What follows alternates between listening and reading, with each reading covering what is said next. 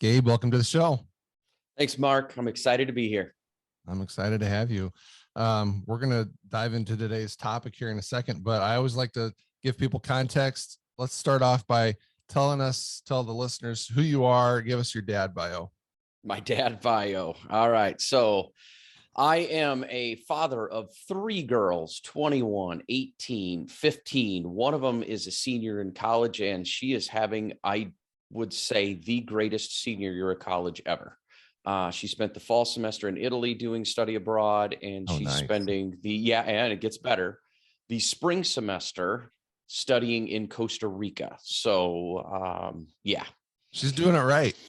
She is. The pandemic set that up for her because she was supposed to be gone, during part of the COVID time when all the stuff was shut down. And long story short, she's getting the benefit of an amazing senior year.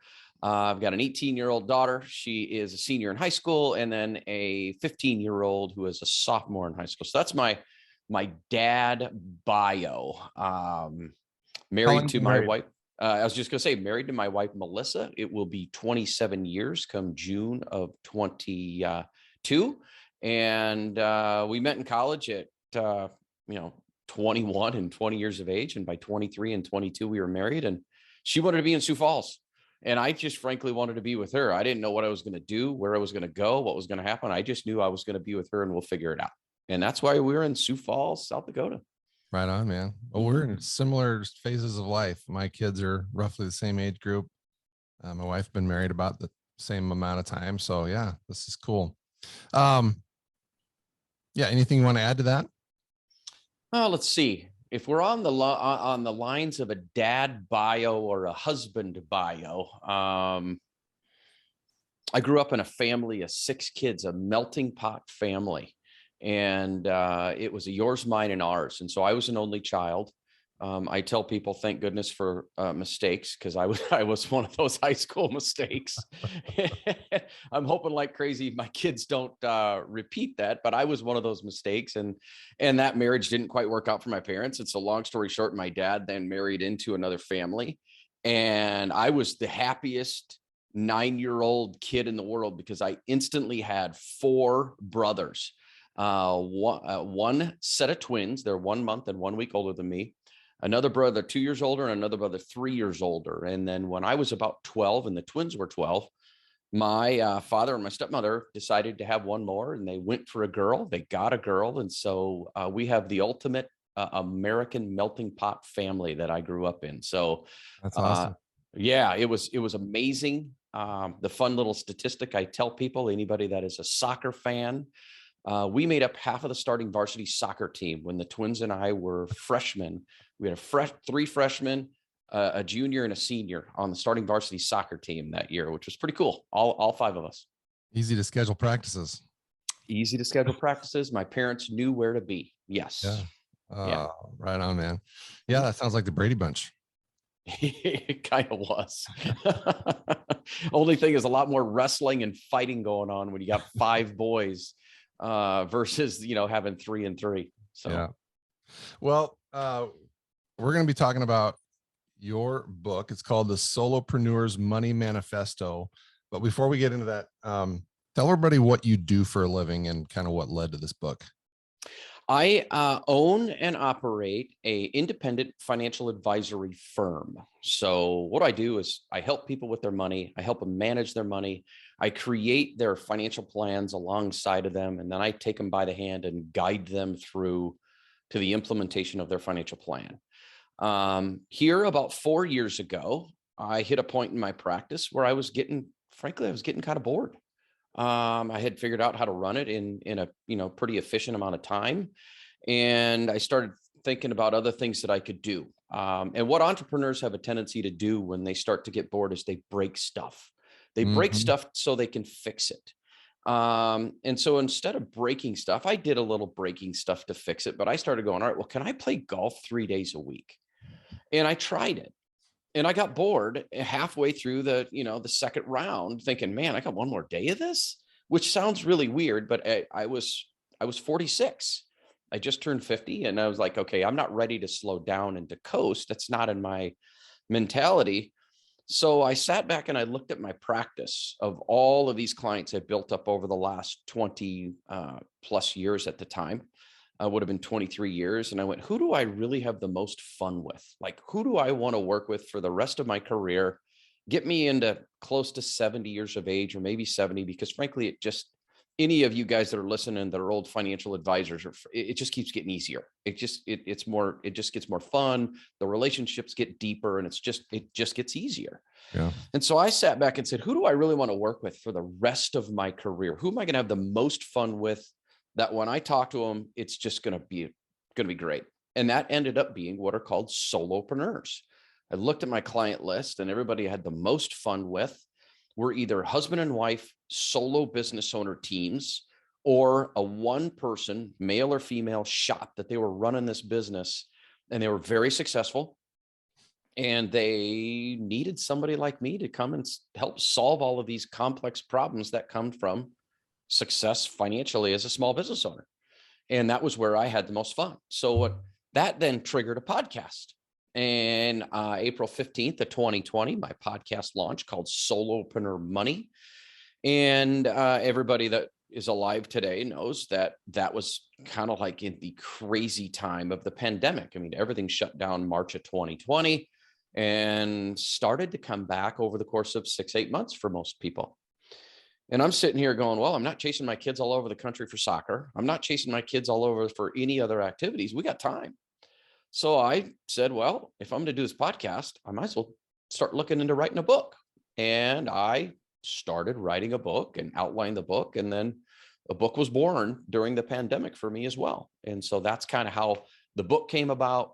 And the book is basically, 25 to 26 years of my experience in the financial advisory industry, helping clients. And so I tell stories throughout the book of, different things, helping people basically master their finances so that they can create the life they want. Well, and it's not a huge read. I mean, it's beefy, but it's not like War and Peace. And No. As a business owner myself, I started to skim through this just in preparation for our conversation. I've not read it yet, but again, as a business owner, a baby business owner myself, and you and I have talked about this in other conversations. I need to read this, and I'm going to read it. It's on my stack of books, so it's going to get read, and then I just need to move it to the top. But it covers some stuff that I think are just good life lessons, but also dives into the meat and potatoes of like what you need to do to successfully run a business. So it's a good, I think, a valuable tool, and I'm excited to dive into it.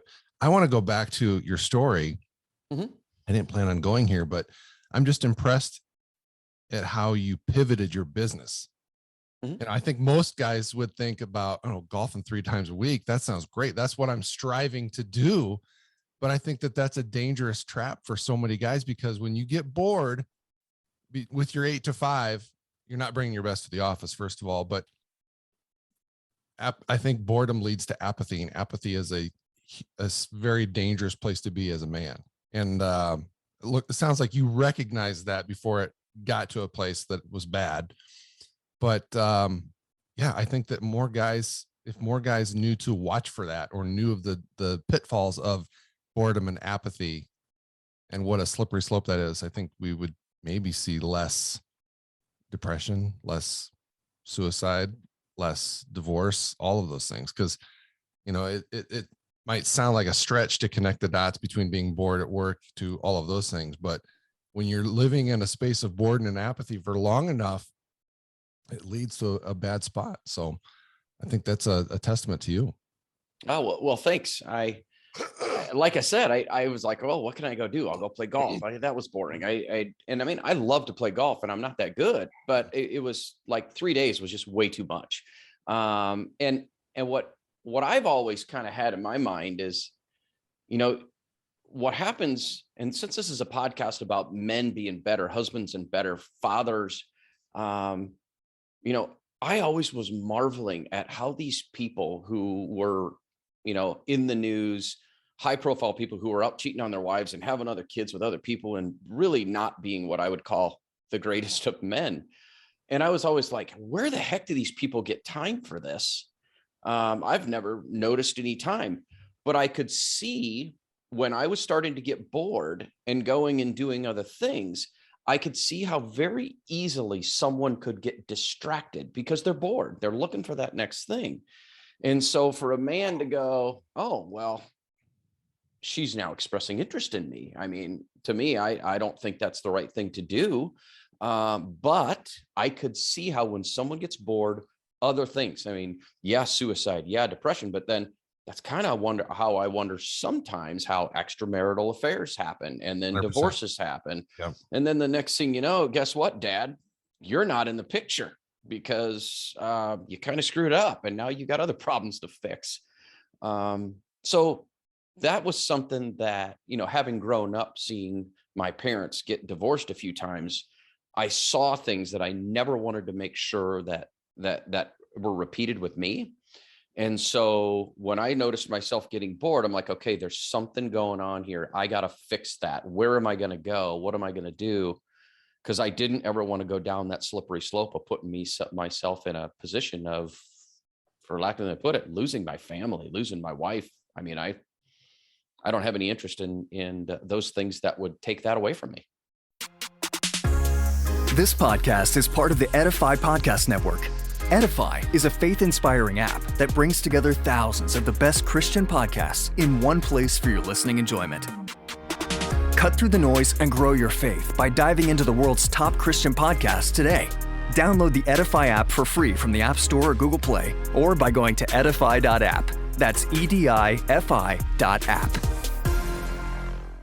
As you told that story, the process of discovering, the fix to your boredom, to me, it sounded like that came pretty quickly or naturally. But was that the case, or did you flounder for a while? Did you think, oh, I need to change careers entirely, or did it kind of just come to you?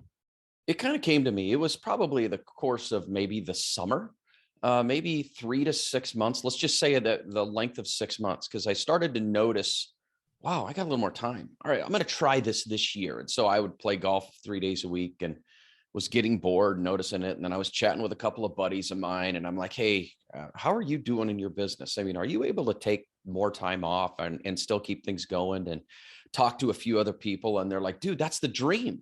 That's the dream. I said, I understand it's the dream, but I'm 46. This doesn't feel like the time to do this. And so I noticed something in there that I wasn't content with it. And that made me start looking to other things and other ideas, like, how can I fix this problem? Mm-hmm. And that's how the whole idea of, well, if I could design my business and my practice to where it was done exactly the way I wanted to do it every single day, I would literally have a blast every single day. And that was what I set out to do. Well, I think it just underscores the importance of guys needing to kind of keep their finger on the pulse of how are they feeling? How are they doing day to day? Are you on the right path? Is your trajectory taking you where you want to be? And just always being aware of that, always evaluating that, and then having a plan to shift if you need to. Yeah. And if you don't know what to do, ask a buddy, ask a friend, hire a coach, talk to a therapist, whatever. And about the time that was going on with me, I then also discovered a coaching program for financial advisors. And so it's a program designed purely for financial advisors to really kind of elevate not only their business, but their finances as well as their mindset. It was all about mindset that coaching program was based upon, and then running your business, etc. And so, how sometimes when the student is ready, the teacher appears. That's literally what it was. I was ready and the teacher appeared, and I'm like, oh, this feels right. I'm gonna look into this. And it was a fantastic move. It was a really smart move on my part, and it's been a great, frankly, life-changing process. So over the years, we're talking about making the jump from being an employee to being your own boss or being the solopreneur. What are some common obstacles that you've seen from people venturing into solopreneurship? Oh, maybe that's too big of a question. No, that's a great question. I got a few things I can say about it. The first thing is, and And the reason I ask is I know a lot of guys always think in the back of their minds, I could do my own thing, but they just, Yeah. they're right there at the edge, and maybe for whatever reason, they're just not taking the leap. And that can be because of some clear and present, obstacles in front of them, or some things that they know are out there, but they don't know what they don't know in terms of what the obstacles may be. Yeah. Well, the first thing I say is, get your mind right. I mean, that's like the biggest thing for anybody, male, female, doesn't matter. Once you get your mind right and set that I can actually do this and make the decision, you're going to do it. It's amazing how the steps start to fall into place. And what I mean by steps is you start to put together a plan on how you can make that leap. So one, if you have that mindset right, now you can start to put the tools in place and the pieces in place to make that leap. So let's just, for example, say you really wanted to go start this business. It's sitting there. Well, the first thing that I ask people is before you do anything else, before you get an LLC, before you put a website up, before you do anything, can you get a client? Can you literally make a sale with that idea and get someone to pay you to do that? If you can you repeat it? And then if you can repeat it again, guess what? Now you got a business. And so get your mindset that you can actually make that change and get rid of the imposter syndrome. Like, everybody knows more than me, or I'm not good enough, or whatever. Make the decision you're going to do it, because frankly, the world is run by entrepreneurs. It's run by entrepreneurs that sometimes get really big and sometimes don't. But my big thing that I ask people is the first step is, can you get a client to pay you? Once you can get people to pay you, then are you charging the right price? What type of infrastructure do you need to put into place, whether it's software, whether it's whatever, people, and then start making that change. But the biggest piece, get your mind right. Can you get somebody to pay you? So what does that look like if before you start your LLC, before you hang your shingle officially, is that just like a side hustle? Or sort of a proof of concept? Yeah. I mean, side hustle wasn't really a phrase until just the last couple of years. But yeah, it's that side hustle. Like, can you go start this business on the side when your risk is very, very low? And can you go build some clients? Now, what does that mean? That means you're probably going to work some extra hours. You might be working at night. Well, then dads and husbands that are listening, make sure your wife's on board. Make sure your kids 100%. Are on board. Because if you don't have that support, it's not worth it, man. It is not worth any bit of it. Because what's going to happen is you're just going to piss off your kids. You're going to piss off your wife. You are busting your butt because you have a dream and you're laying everything out there for it. And most of us men, me included, everything we do is to take care of our families. I mean, do I get an ego stroke out of doing the things I do? You bet I do. Is it fun? Yes. But I'm not that high maintenance. I mean, I could live pretty cheaply. My kids are expensive. I mean, so everything I do is for my family. Yeah. So, well, like every guy out there, I mean, that's one of our God-given roles, is to protect and provide and, preside. Gosh, I had another thought and I lost it as you were talking. Well, we'll go on. Maybe it'll come back to me. Yeah. Oh, I know what it was. So when you talk about getting your mind right, I know that looks different for everybody, but try to paint a clearer picture of what does that mean? Does it mean being comfortable with being uncomfortable? Does it mean just having an inherent knack for putting yourself out there? I mean, what does that look like, practically speaking? Practically speaking, it starts with one, recognizing that being uncomfortable or being comfortable being uncomfortable is going to happen when you make that change. But the other piece of the puzzle, the practicality piece, is this: there's not anything that has been done in this world that someone hasn't done already. So realize that if you decided you were going to go start a company, and let's just say you're going to go start a company selling, and I'll just pull something out of selling widgets of some kind. Someone's already done it before. maybe not that exact widget or the exact thing, but someone's already done it before. So take the time to do a little extra research and go, all right, someone's already done this. Can I learn from them? Can I buy their book? Can I listen to their course? Can I listen to their podcast? Can I reach out to my buddy who's already done it and say, show me the way, tell me the steps I need to go through? Because once you get your mind around the fact that someone's already done it, and if you've got any bit of confidence, you ought to be able to figure it out too. And so the practical piece is do a little research on your own and figure out, has someone already done it? And if they have, follow their trail, because success leaves a trail that you can follow. So is getting your mind right, and this is a chapter in the book, and if we stay here for the remainder of the conversation, that's fine. I was hoping to cover more, but I'm interested in this topic.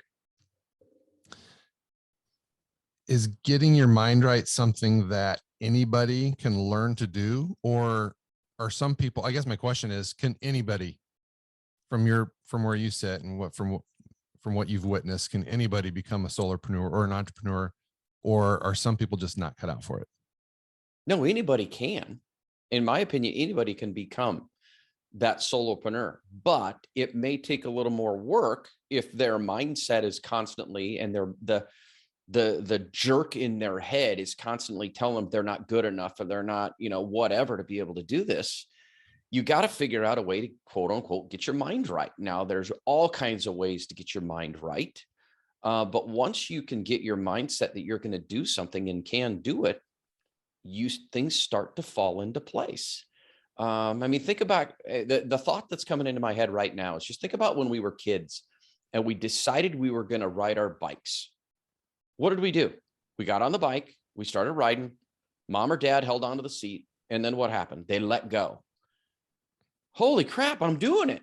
Yeah. So once you're doing it, you can take the next step and do it again. Next thing you know, you're jumping off of bricks and boards doing jumps because, I got that part done. I'm going to move on to the next. So sometimes mindset's those little successes. Sometimes that mindset is just taking the step going, all right, I'm kind of scared, but let's see what happens. Yeah. And sometimes mindset is you need to pull out a book and read about how your brain works to remember, and most people don't know this unless they're studying mindset. Your brain is built basically to keep you alive. Your brain is constantly going, okay, how can I not die today?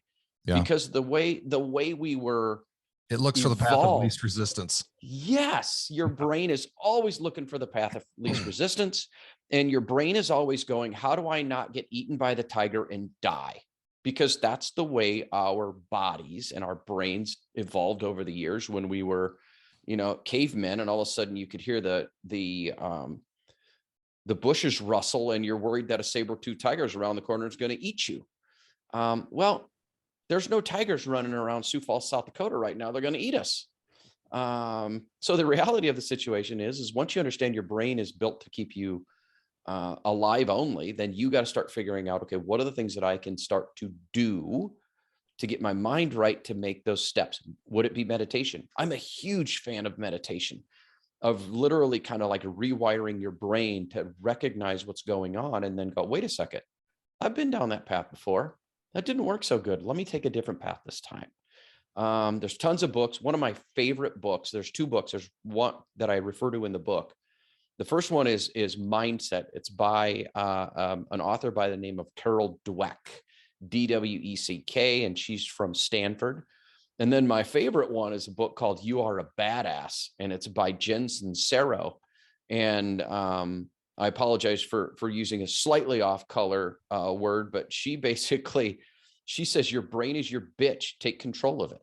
I mean, it's just realize that all it's trying to do is just go to the path of least resistance, like you said, Mark. And the other piece of the puzzle is it's trying to keep you alive. So how can you start to affect that and change your thoughts? Yeah. I like the comparison to learning to ride a bike. That's spot on, because when you think back to when you were a kid, there's that season of like, you're physically capable of riding a bike, but mentally you're not ready. And your parents are encouraging you like, hey, try to ride the bike. Just like your friends might be encouraging you to start a business. Hey, you're good at this thing. No, I'm not ready. You tell your parents, when you're looking, I'm not ready. And but finally get to that point where you're ready to try it. And like you said, your parents are holding, there's fear. There's probably some pain because you're going to fall, right? There's going to be some failures, but finally you kind of find your way. And yeah, that's a great analogy. Yeah. Thank you. Let's see, what else do I have for you? So again, I started my own business in 2020. I'm still figuring things out, but I am to the point now where I can definitely see how making this leap is paying off and will continue to pay off in ways that I never could have achieved working for somebody else. And if you work for somebody else, you're listening to this, nothing wrong with that at all. I did it for 20 years. But if you could paint a picture of, maybe this is too elementary of a question, but paint a picture, because some guys just they can't see it. They don't understand the benefits that come with entrepreneurship or solopreneurship. So paint a picture of, whether it's financially or just life in general, that the benefits that come along with owning your own business, being your own boss, that people maybe, yeah, freedom is a big one. Freedom. It is the freedom to choose who you're going to work with, how you're going to work, what you're going to do, when you're going to do it. Freedom is the huge picture that I paint when it comes to someone thinking about making that leap. Now, just like freedom in our world is not free, freedom did not come by, just happenstance. There is struggle that comes with freedom. And so what I tell people is the freedom to do things your way is the thing. And then what comes with it is responsibility. Responsibility is, yeah, you got to put up, you got to do the work, you got to take care of it. Does that mean sometimes you might pull an all-nighter working? Yep, that might. But there's going to come a day where you don't have to do that. And then you start to really reap those benefits as time goes on. I started off, literally came into the insurance and financial services industry and then morphed into the financial advisory side purely because of that word. I wanted freedom. I wanted the opportunity to work with who I wanted, how I wanted, when I wanted, and I wanted the freedom that if I wanted to work my butt off and make a bunch of money, to have the opportunity to have freedom for my family and take vacations and do all the things that people want to do. I wanted that. I also knew the responsibility of the work it was going to take to get there. And so what I would tell anybody listening going, all right, I want that freedom, then I would say is start to think about how you really want to work with people. Start to design that ideal client persona in the beginning. I didn't do that in the beginning. If you fogged a mirror, I talked to you in the beginning. And that is one way to do it. The other way to do it is to work with the right people right away, charge the right pricing, and you have freedom a lot sooner than and a lot less messes to clean up down the road. But the picture is freedom, the freedom to choose. And that's huge. That is huge. Yeah. I've never been one to, I've never liked anybody telling me what to do since I was a little kid. And so now being in a position where I can be my own boss and make my own decisions, it's the freedom of that alone is huge. But yeah, like you said, a lot of responsibility comes along with that. We're scratching the surface of this book, I realize, and I want people to check it out, because again, I think that if you are a business owner or solopreneur, or even if you're thinking about it, this book is worth a read. Give us the listeners your elevator pitch. Why should somebody go out and check out this book? Well, it's 25 years of stories and step-by-step guide to literally teach you how to master your finances and create the life that you want. And it's a step-by-step piece. Like you can go A, you can go B, you can go C. And then at the end of the book is a case study, a literal case study that you can go through and read the case study and go, all right, that's similar to me. That's not. But wait a second. here's an idea that I've never even thought about that I should consider looking into for my business and my family and my finances and my vision of where I want to go. And so there's a case study that's really easy to follow that you can just go, oh, right, here we go. And I end the book with, now you know everything you need to know to go do this.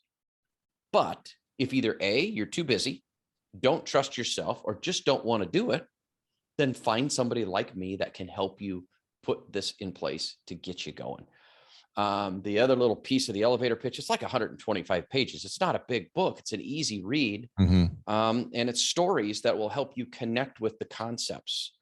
That's one of the things I've learned over the years, is the stories is what really helps people connect with concepts and go, all right, I can do that. I really like books that have tools in them. And guys listening, you're not gonna be able to see this, but I'll just kind of hold it up to the screen. I mean, there's literal like workbook type diagrams that are really engaging and kind of pull you in and get you to think in ways that you probably wouldn't have approached the topic otherwise. So I think it's a valuable tool. Gabe, I'm curious, and I ask most of my guests this question. When we talk about legacy, obviously finances are a big component of that, money, inheritance. I think, but that's a component of legacy. So whether it's money or anything else, when I ask you, what is your definition of an inspired legacy? What does that mean to you? An inspired legacy to me would be something to really truly strive for, so that when I leave this earth, that my wife, my kids, my friends, my clients basically went, he did a good job. He did a great job. He was a great husband, a great dad, a great friend, a great advisor. And he left this world a little better than when he showed up. That's good stuff, man. Well, where can people go to get the book, and where can people follow you online to learn more about your services, what you do, and maybe another book down the road? Who knows? There we go. Let's see here. The first place, easiest place to get the book is Amazon. Just go to Amazon, type in the search bar, The Solopreneur's Money Manifesto. I also have a website for the book. It's called Solopreneur Money. That's where my podcast is, my YouTube channel, as well as the ability to download a free chapter of my book. And then the place to see how to work with me is GabeNelsonFinancial.com.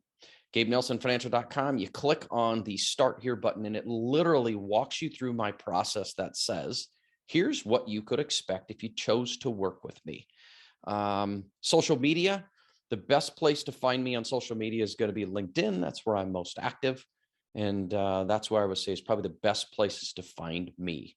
Hopefully there will be another book. I'm trying to see what's going to flush its way out over the course of the next few years. Right on, man. Well, Gabe, thank you for your time. Thank you for a signed copy of the book. And again, it's going to get read. I'm excited. This has been good. Appreciate it, man. Thank you. I appreciate being on, Mark. Guys, thanks for listening. If you enjoyed today's conversation, share it with a friend and subscribe to the show so you don't miss future episodes like the one you heard today. And be sure to check today's show notes for all the ways you can stay plugged into the Inspired Legacy, including my free download called 9 Ways to Be a Better Dad. You can sign up for my free weekly devotional called Inspired Inbox. And you can join the private Facebook group, a community of other like-minded men looking to become the best husbands and fathers they can be. So get plugged in, like, subscribe, leave a review, and help more guys find the show, because we need more men battling together for the sake of the next generation. Until next time, live inspired.